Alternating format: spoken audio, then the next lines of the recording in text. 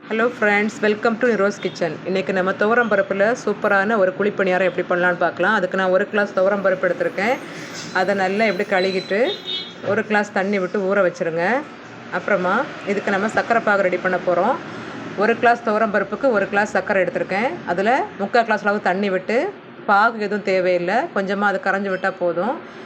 அப்புறமா அதை நான் ஊற வச்சது பாருங்கள், ஒடிச்சு விட்டான்னா இந்த மாதிரி தெரியும் போது அது ஊறிட்டுன்னு அர்த்தம். அதை நம்ம மிக்ஸி பவுலில் மாற்றிட்டு கொஞ்சமாக சர்க்கரை அரிச்சு விட்டுக்கிறேன், அந்த தூசியெல்லாம் போகிறதுக்காக. அப்புறமா 1 கிளாஸ் பச்சரிசி மாவு சேர்த்துருக்கேன். கூட மறுபடியும் அந்த கொஞ்சம் கூட சர்க்கரை அரிச்சு விட்டுக்கோங்க. தண்ணி எதுவும் சேர்க்க வேண்டாம், இதை அரைச்சி எடுத்துருங்க. இப்போ எனக்கு கொஞ்சம் கட்டியாக இருக்குது, இது இழகிறதுக்கு மறுபடியும் நான் கொஞ்சம் சர்க்கரை சேர்த்துக்கிறேன். கூடவே ஒரு கைப்பிடி அளவு தேங்காய் துருவி வச்சுருக்கேன், அதையும் மிக்ஸ் பண்ணிவிட்டு கொஞ்சமாக ஏலக்காய் பொடி, ஒரு பிஞ்சளவு உப்பு. எப்போவுமே இனிப்பு செய்யும்போது கொஞ்சமாக உப்பு சேர்த்திங்கன்னா அந்த இனிப்பு ரொம்பவே தூக்கலாக காட்டும். இப்போ நம்ம குழிப்பணியார சட்டியில் நெய் தடவிட்டு இதில் இந்த மாவை நல்லா கலந்து இப்படி ஒவ்வொரு பாலாக அதில் சுட்டு எடுக்க போகிறோம். சிம்மில் வச்சு இதை சுடுங்க.